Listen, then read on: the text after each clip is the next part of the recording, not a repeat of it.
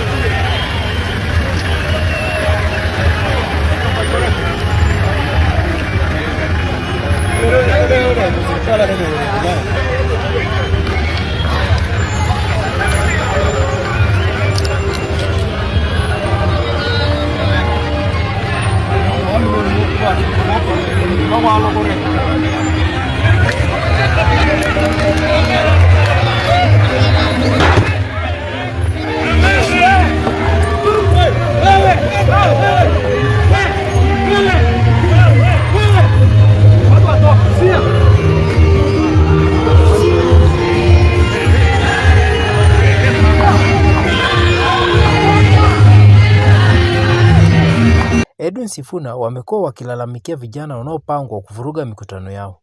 Waziri wa usalama Kipchumba Murkomen siku za nyuma alitoa kauli kulinda wanasiasa kutokana na vijana wanaolipwa kuvuruga mikutano ya kisiasa. Pia Gavana Gladys Wanga alitoa kauli hiyo ya kusema wanasiasa wasiogope kufika Homa Bay. Gladys Wanga amekuwa mpinzani mkubwa wa Edwin Sifuna, sababu Edwin Sifuna amekataa kuunga Rais William Ruto mkono. Chama cha ODM na chama cha UDA viko katika muungano wa broad-based unaosema two term.